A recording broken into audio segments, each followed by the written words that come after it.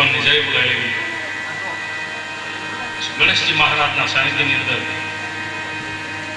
કથાની શુભ શરૂઆત કરી. અવાજ ઓછો લાગે બરોબર છે ભાઈ? અવાજ આપણે એનો અવાજ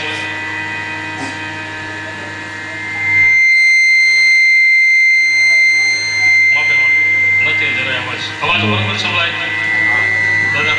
એકદમ બરોબર ચાલે.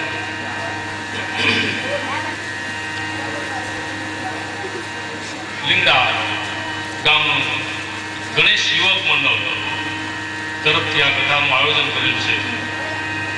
અને યુવાની ભાઈઓ, એનું નામ તો બધા એનું મન નથી આપ્યું, પણ એક ભાઈનું નામ નિલેશભાઈ કથાનું મુહૂર્ત લેવા માટે આવ્યા હતા. નિલેશભાઈ છે આજે? અવતારો સાહેબ એની જરૂર છે. એમ જેની અંદર જિંદગીની માલિકો ધર્મ છે, ધર્મ પ્રત્યે પ્રીતિ છે.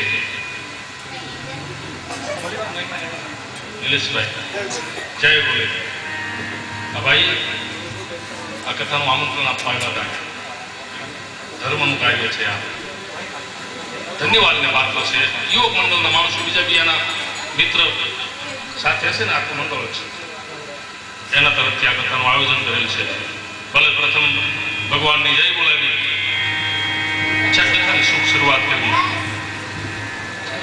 બોલીએ ગજાનંદ ગણપતિ મહારાજ,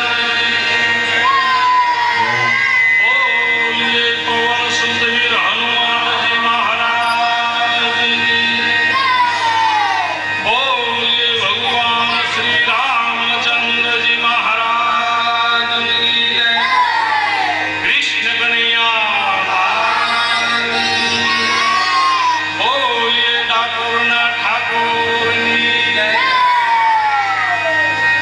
बोलिए अपने अपने गुरु महाराज की, बोलिए अपने अपने माता पिता की, ओम नमः पार्वती पते नमः, हर हर महादेव.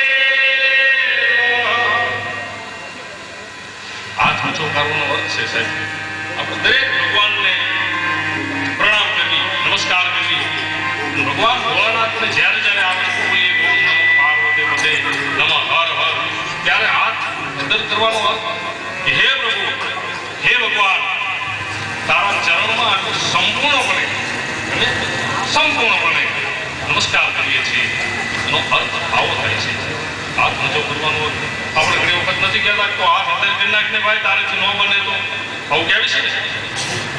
ઘણી વખત કોઈથી પૈસા ન બને, કામ ન બને, આવું કરતા હોય ત્યારે બને ને. હાથ અંદર કરી નાખે. હાથ અંદર કરવાનું સંપૂર્ણપણે નીકળી જાય. આ સંપૂર્ણપણે દર્શન છે. નમસ્કાર બોલે, ભગવાનની વંદના કરી. જય બોલે.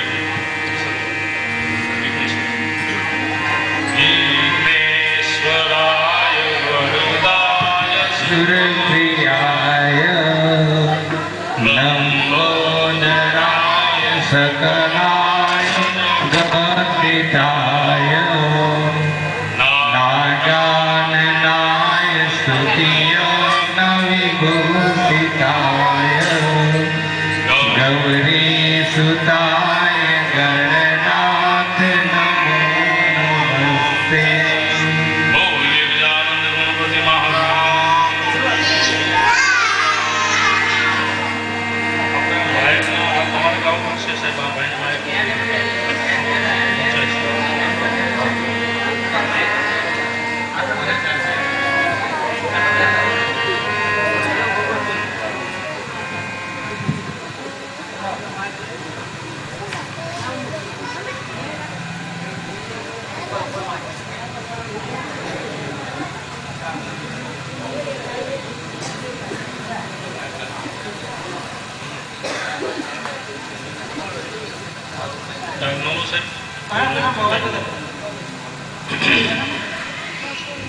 બરોબર છે ભાઈ?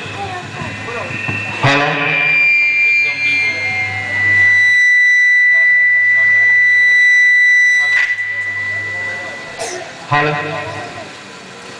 હાલો